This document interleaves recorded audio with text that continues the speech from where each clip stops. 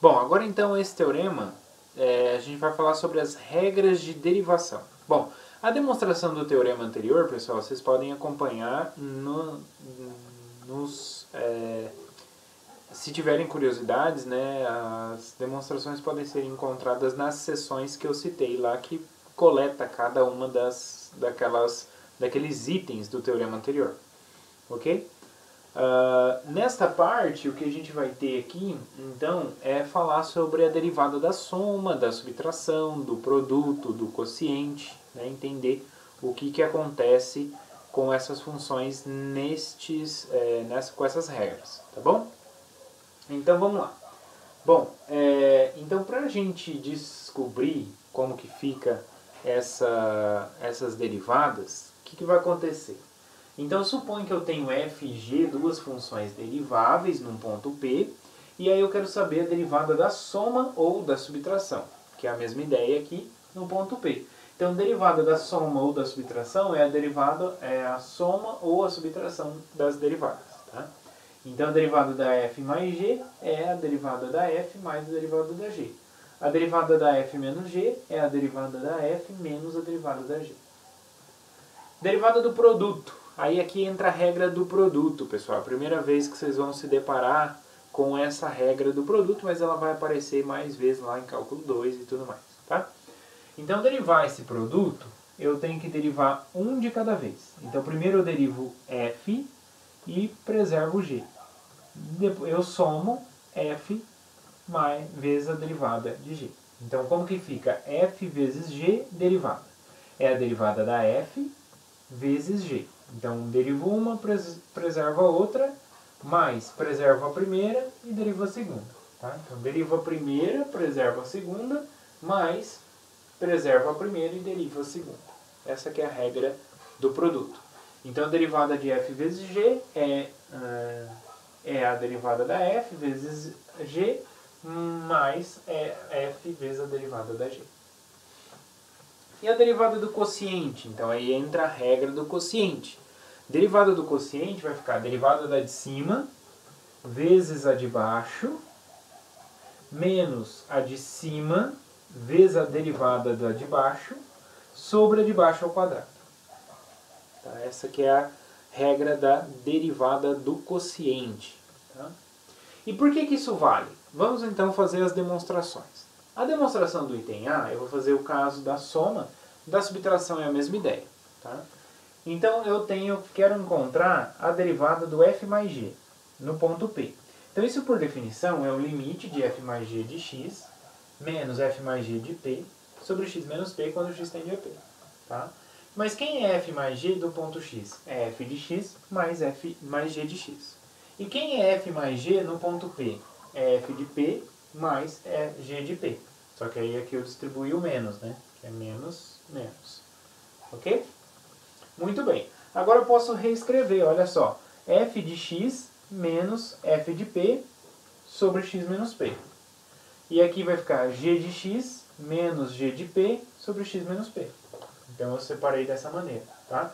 Aqui eu separei com denominadores aqui separados, mas poderia estar tudo junto a princípio, né? Então tem um passo aqui no meio, que é o denominador tudo junto aqui, e aí a gente pode separar, quebrar essa fração, tá? Dessa forma. Então o limite da soma é a soma dos limites, então vai ficar o limite de f de x menos f de p sobre x menos p, e limite de g de x menos g de p sobre x menos p. Essa daqui é exatamente a f' de p, e essa aqui é exatamente a g' de p. A demonstração do item B, então, é a seguinte. A gente quer calcular a derivada de f vezes g no ponto P. Então, isso, por definição, é o limite de f vezes g de x menos f vezes g de p sobre x menos p quando x tende a p. Muito bem. Então, quem é a função f vezes g de x? Vai ficar f de x vezes g de x. E f vezes g de p? Vai ficar f de p vezes g de p. Tudo dividido por x menos p. Tá.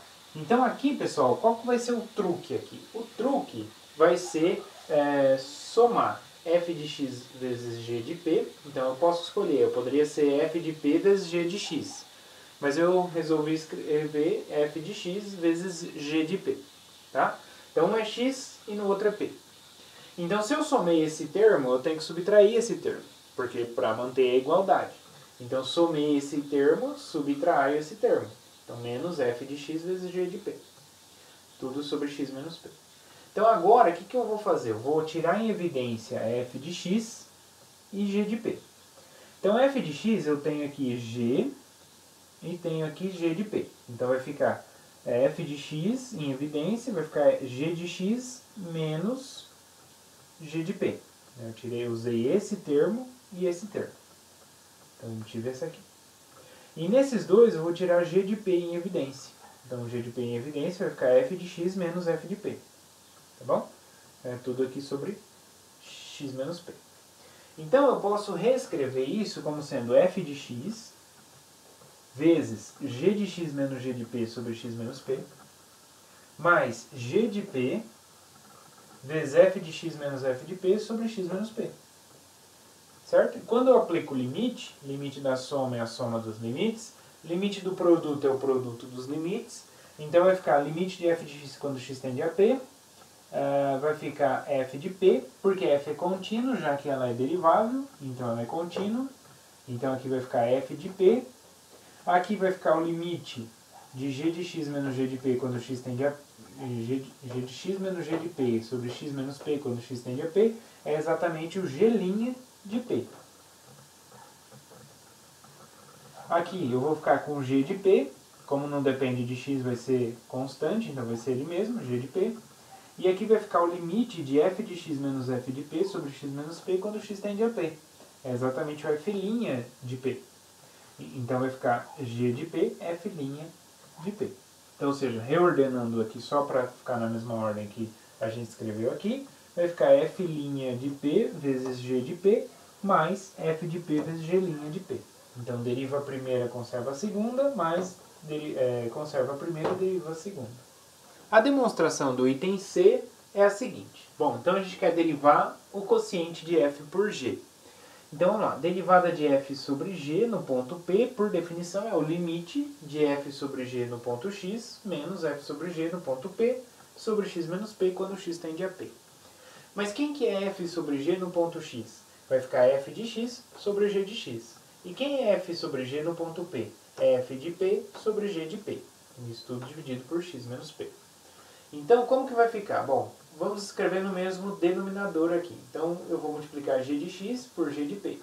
Então, aqui eu já tenho g de x, então é só multiplicar por g de p. Mas se eu multiplico por g de p embaixo, eu tenho que multiplicar por g de p em cima. Então, em cima vai ficar f de x vezes g de p. E aqui? Aqui eu já tenho g de p embaixo. Então, eu tenho que multiplicar por g de x embaixo. Mas se eu multiplico por g de x embaixo, eu tenho que multiplicar em cima. Então, em cima vai ficar menos, eu tenho o sinal menos aqui, menos f de p, g de x. A f de p já tem aqui, só multiplicar por g de x.